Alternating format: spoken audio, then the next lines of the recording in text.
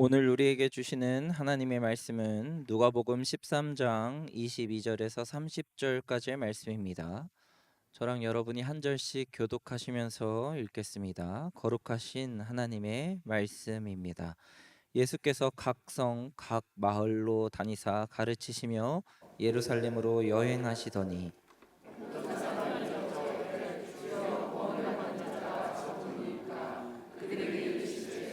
좁은 문으로 들어가기를 힘쓰라. 내가 너희에게 이르노니 들어가기를 구하여도 못하는 자가 많으리라.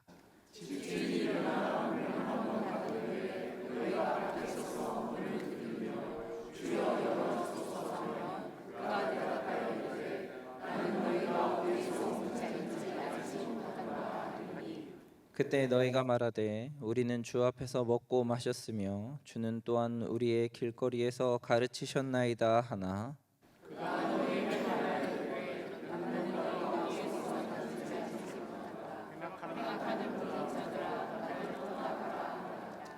너희가 아브라함과 이삭과 야곱과 모든 선지자는 하나님 나라에 있고 오직 너희는 밖에 쫓겨난 것을 볼 때에 거기서 슬피 울며 이를 갈리라.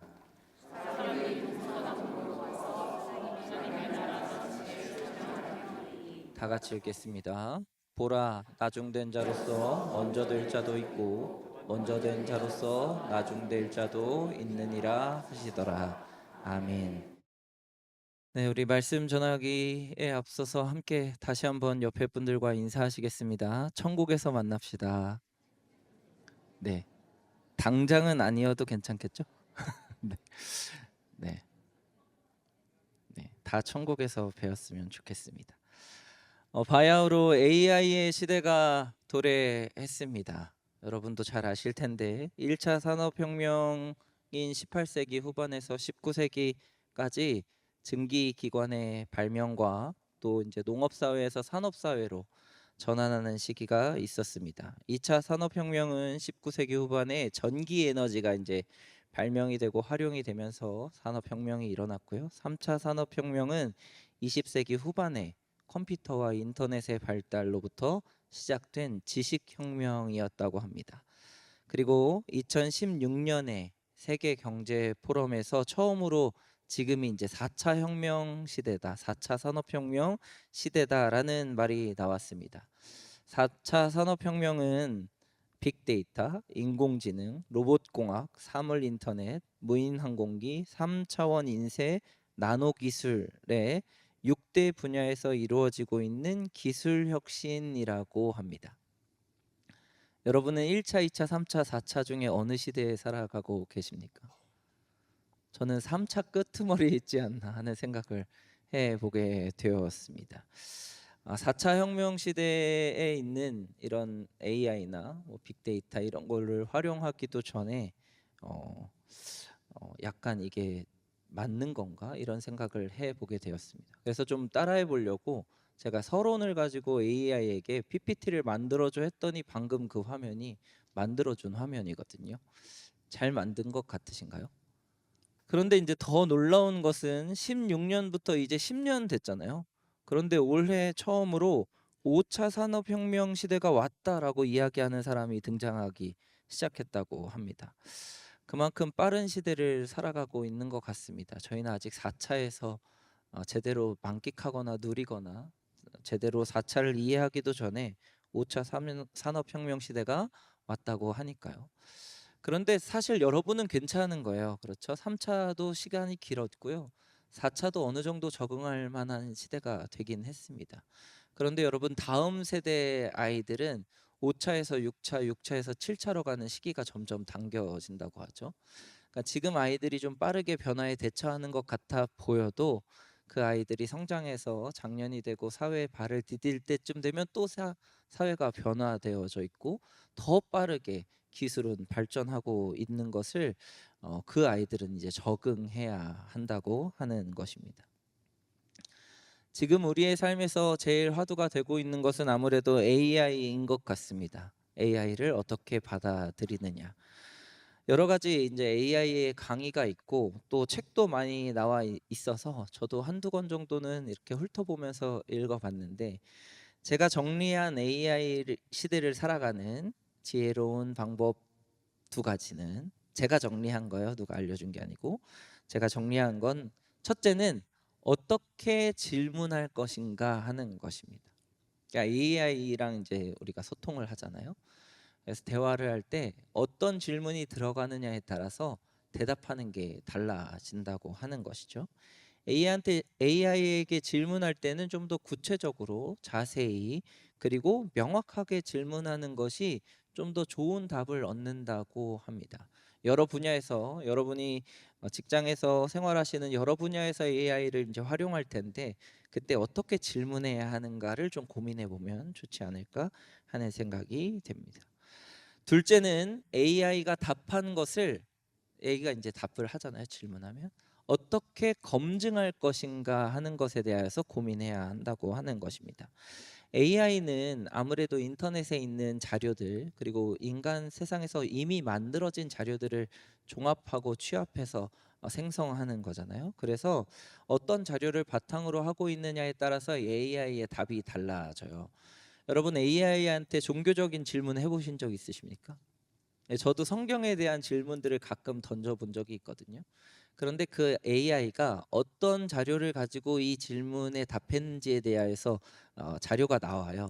그런데 그 자료를 살펴보면 이단 사이트에서 그 해답을 찾아서 답한 그런 내용들도 있습니다. 그래서 제가 AI한테 다시 이 사이트에 있는 대답들은 다 반영하지 않고 다음부터는 대답해줘 했더니 이제 그 다음부터는 그 사이트를 지우고 그 사이트에 있는 내용들은 삭제한 채 대답을 다시 해주는 것을 보게 되었습니다. 그러니까 AI 시대를 잘 살아가기 위해서는 질문을 어떻게 할 것인가 그리고 답한 답에 대하여서 어떻게 검증할 것인가 이 두 가지 실력이 있으면 AI를 잘 대처할 수 있다고 하는 것입니다. 여러분도 잘 하실 수 있을 것이라고 생각이 됩니다. 신앙생활에 있어서도 이 두 가지가 정말 중요합니다. 먼저는 질문하는 것이 진짜 중요합니다. 사복음서에 나오는 예수님께서는 이미 그런 것들에 대해서 너무 잘 아셨던 것 같아요. 예수님께서 사용하신 인생의 공생의 가르침들을 보면 질문으로 시작해서 질문으로 끝나는 것을 볼 수가 있습니다. 제가 AI한테도 물어보지 않았겠습니까? 예수님 공생애에 사복음서에 나오는 질문은 몇 가지인가 이렇게 물어봤더니 학자마다 조금은 다르지만 보편적으로 학자들이 예수님은 307번의 질문을 하셨다라고 학자들이 인용한다고 해요. 그러니까 예수님이 우리에게 던져주신 질문이 307개나 된다고 하는 것이죠. 반대로 예수님에게 이제 질문한 사람들이 있잖아요. 그래서 사람들은 몇 개의 질문을 예수님께 했어라고 물어봤더니 183개의 질문을 예수님께 했습니다라고 알려줬습니다. 예수님도 질문으로 시작해서 질문에 대답하는 것으로 우리에게 가르침을 주셨다는 것을 기억해 보시면 좋을 것 같습니다. 오늘 본문도 그러한 질문과 대답하는 과정 중에 있는 본문입니다. 오늘 본문에 이 두 가지 질문했고 대답했다. 이걸 좀 기억하시면서 함께 본문을 살펴보면 좋을 것 같습니다. 첫째는 먼저 질문입니다. 어떤 사람이 예수님께 이제 질문을 던졌습니다. 주여 구원을 받는 자가 적으니까라고 본문에서 질문을 던졌습니다. 뭘 물어보려고 하는 것 같으십니까? 많은지 적은지를 물어보는 것 같아 보이죠? 네. 많은지 적은지 이것은 기본적으로 어떤 그룹이 속해 있는지에 관한 이야기를 물어보는 것처럼 보입니다. 그러니까 이 당시에 이스라엘 백성들 그러니까 유대인들은 로마의 식민 지배를 받고 있었고 그래서 구원받는 사람이 도대체 어떤 사람들인가 구원받는 그룹은 어떤 그룹에 속해 있어야 하는가에 대하여서 많은 논쟁과 질문을 가지고 있었습니다. 그 질문을 예수님께 그대로 가지고 온 거예요. 로마의 식민지로 있지만 역시 구원받을 사람들은 유대인들 뿐이야 라는 생각이 그 바탕에 깔려 있는 것입니다. 그리고 유대인들 중에서도 종교 지도자 그룹이라고 이야기하는 바리새인 혹은 사두개인 혹은 제사장 그룹이 우리들은 구원에 반드시 속해 있지 우리들은 태어나면서부터 구원받은 사람들이지라는 어떤 특정 소수 집단을 구원자 그룹으로 지정해 놓고 물어보는 것이 바로 오늘 이 어떤 사람이 예수님께 질문하는 질문의 의도입니다. 주님, 우리는 구원받았죠? 우리 민족은 구원받았죠? 이런 질문이라는 거죠. 그런데 예수님의 대답을 우리가 이제 살펴보면 이 질문이 조금은 잘못된 질문이라는 것을 발견하게 됩니다. 예수님의 대답을 통해서 한번 살펴볼까요? 첫째는 예수님이 24절에 하신 대답입니다. 대답은 좁은 문으로 들어가라 라는 것입니다. 이게 무슨 대답일까요? 이 사람이 많은지 적은지 어떤 그룹이 구원에 속해 있는지를 물어볼 때 예수님이 좁은 문으로 들어가라고 하신 것은 들어가는 사람의 숫자가 중요하다, 중요하지 않다? 네, 중요하지 않다는 말입니다. 제가 묵상하면서 생각해 봤더니 문이 작다고 들어가는 사람이 적은가? 이런 생각을 해 봤어요. 10명이 통과할 수 있는 문보다 1명이 통과할 수 있는 문에 들어가는 숫자가 작은가? 10명이 들어갈 때까지 큰 문을 열었다 닫으면 10명이 들어가는 거고, 한 명씩 10명 들어갈 때까지 열어놓으면 똑같이 들어가는 거 아닌가, 이런 생각을 해보게 되었습니다. 그런데 이 좁은 문이 가지고 있는 특징이 있어요. 여러분, 10명이 들어가는 넓은 문에 10명이 한꺼번에 들어가면 그 10명이 누가 어떤 사람이 들어가는지 검증할 수 있을까요? 제가 10명이라고 짧게 잡아서 그렇지만 1000명이 10,000명이 한꺼번에 들어갈 수 있는 큰 문이 있다고 생각해 보세요. 한꺼번에 그 문이 열렸고 10,000명이 한꺼번에 그 문을 통과해요. 한 사람 한 사람을 검증할 수 있을까요? 그렇지 못하겠죠. 그런데 좁은 문은 거기에 1명 혹은 2명밖에 못 들어가는 작은 문이에요.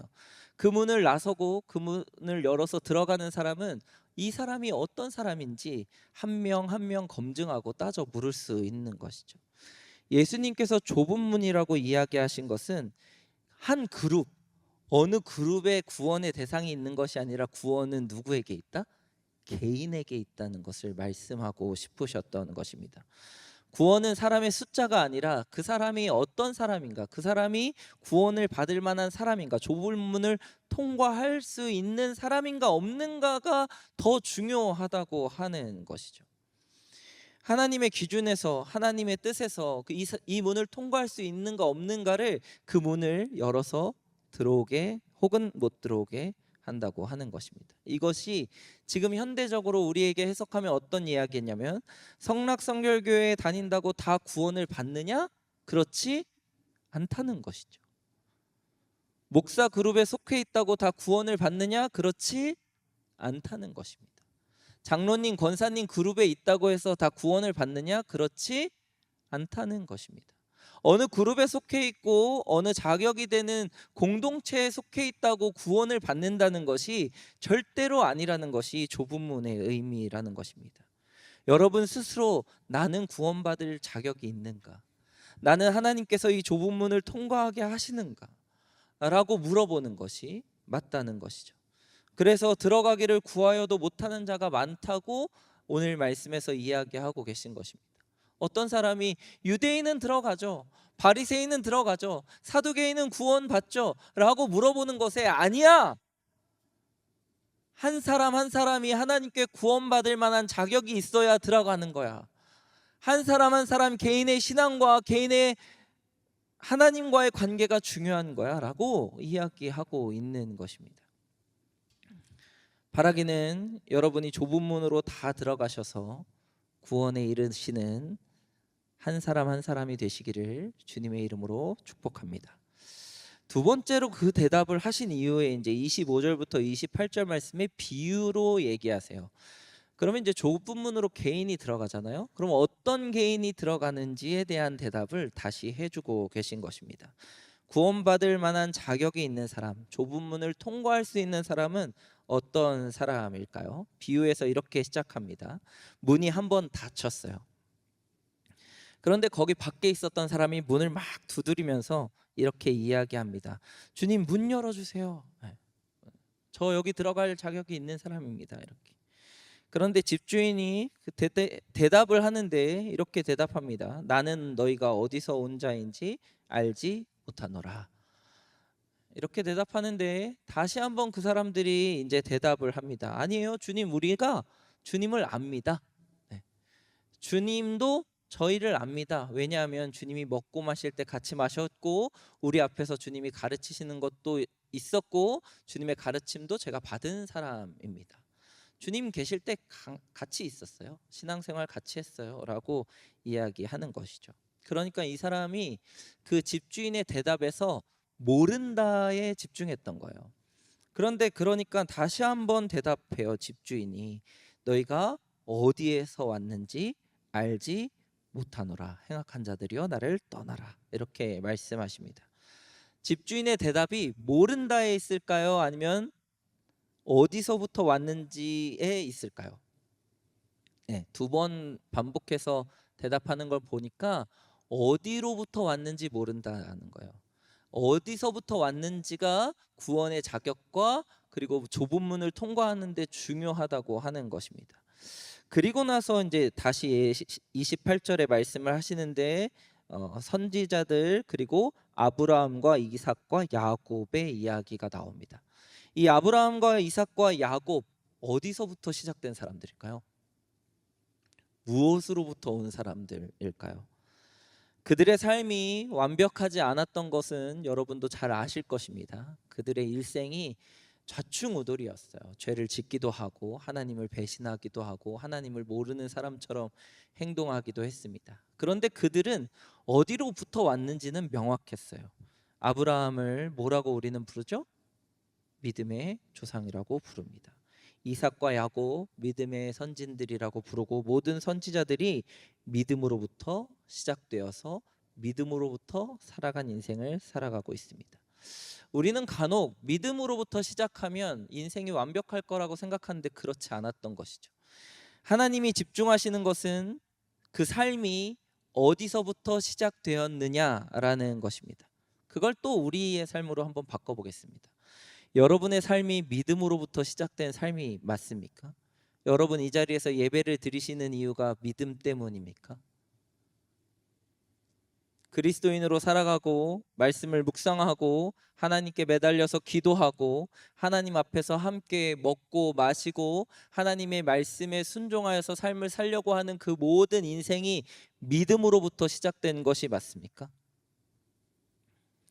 그런데 우리는 반성해 보게 됩니다. 지금 기독교는 그리고 그리스도인이라고 말하는 많은 사람들은 믿음에서부터 시작하지 않고 관계에서부터 시작하고 종교적 행위에서부터 시작하고 다른 목적, 다른 의도가 있어서 다른 무언가로부터 시작해서 지금 이 주일날 아침에 예배드리는 사람들이 너무나 많다고 하는 것입니다. 여러분 오늘 이 자리에 믿음 때문에 오셨습니까? 하나님을 믿기 때문에 예배하십니까? 아니면 누구 얼굴 보려고 예배하십니까? 하나님을 믿기 때문에 찬양하십니까? 하나님을 믿기 때문에 기도하십니까? 하나님을 믿기 때문에 신앙생활 하십니까? 만약 여러분의 신앙생활과 여러분의 모든 종교적 행위가 믿음으로부터 시작하지 않았다면 오늘 예수님께서 하신 오늘 이 비유를 통해서 하신 행악하는 자들이여 난 너희 모른다 라고 하시는 대답을 듣지 않겠습니까? 믿음으로부터 시작된 사람, 믿음으로부터 온 사람만이 좁은 문을 통과할 수 있습니다. 구원의 문을 통과할 수 있습니다.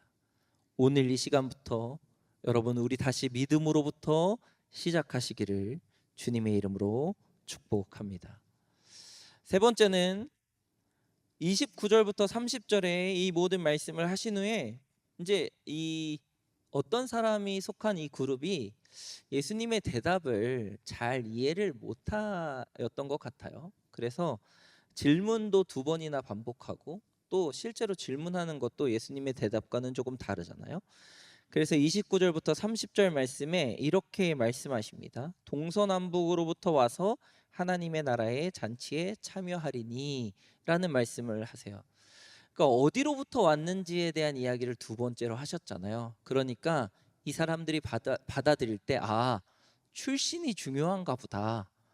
어느 출신이냐가 중요한가 보다. 이런 생각을 할지도 모른다는 생각을 하셨던 것 같아요. 그 위에서 말씀했던 어디로부터는 신앙과 그리고 하나님과의 관계가 어디서부터 시작되었느냐, 믿음으로부터 시작했느냐, 이것이 중요하다면 29절과 30절 말씀은 이런 동서남북, 출신과 배경의 의미를 가지고 있는 동서남북이 아니라 어디서든지 와도 괜찮다. 어느 출신이든 어느 배경이든 하나님의 잔치에 참여할 수 있다. 그리고 먼저 와도 되고 나중 와도 된다. 중요한 것은 잔치 자리에 참여하느냐 못하느냐가 중요한 것이죠. 어떤 배경으로 오고 어떤 시간에 오고 먼저 믿었고 나중 믿었고가 중요한 것이 아니라 진짜 지금 하나님의 잔치 자리에 참여해서 그 잔치 자리에 앉아 있느냐, 아니면 통과하지 못하고 앉아 있지 못하고 밖에 있느냐, 이게 하나님의 입장에서 중요하다고 하는 것입니다. 그런데 우리는 이 잔치 자리에 참여했을 때에도 먼저 들어온 사람이 앞자리에 앉고 나중 들어온 사람은 뒷자리에 앉고, 어느 출신이냐에 따라서 하나님이 더 가까이 하시고 어느 출신이냐에 따라서 멀리 하신다고 생각합니다. 하나님 그게 중요하지 않다고 이야기하고 계신 것입니다.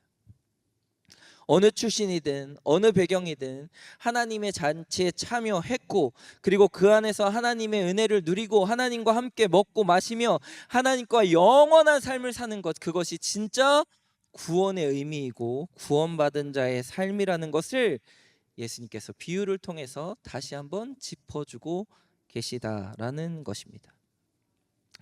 예수님이 이제 세 가지 답을 보면서, 그러면 첫 번째로 다시 가보겠습니다. 질문을 어떻게 했어야 되는가?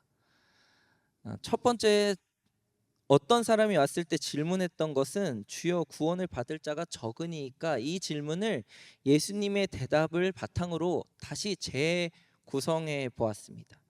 첫 번째 대답에 비추어 보면 주여 구원받을 자가 적으니까, 이 질문은 이렇게 바뀌었어야 합니다. 주님, 저는 지금 구원을 받을 수 있습니까? 내가 속한 그룹이나 내가 속한 어떤 공동체가 아니라 나 개인이 구원을 받을 수 있는지 물어봤어야 제대로 된 질문이라고 하는 것입니다. 주님, 저는 구원을 받을 수 있는 사람입니까?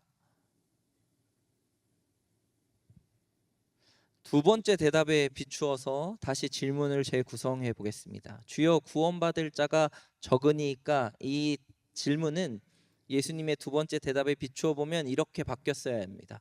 구원의 시작은 어디서부터 시작되어야 합니까? 주님, 믿는 자가 구원받는 모습의 삶은 어떠해야 합니까? 주님, 예수님을 처음 믿을 때 뭐 보고 믿어야 합니까? 이런 질문으로 바뀌어야 된다는 것이죠. 구원이 어디로부터 시작됐는지, 나는 예수님을 왜 믿고 있는지, 내 마음의 중심은 무엇인지, 처음 시작했을 때의 그 첫 마음과 사랑은 어떤 자세였고 어떤 상태였는지를 물어봐야 한다는 것입니다.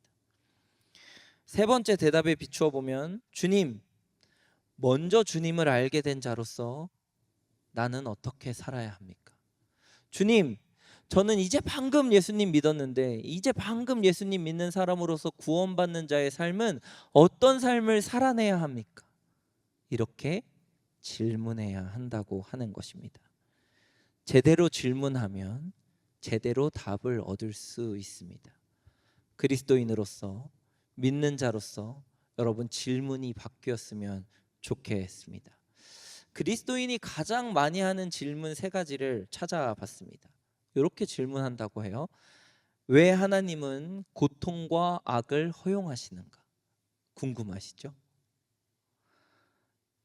예수님을 믿는다고 해서 모든 문제가 해결되는가? 궁금하시죠? 기독교 교리가 현실의 삶과 어떻게 연결되는가?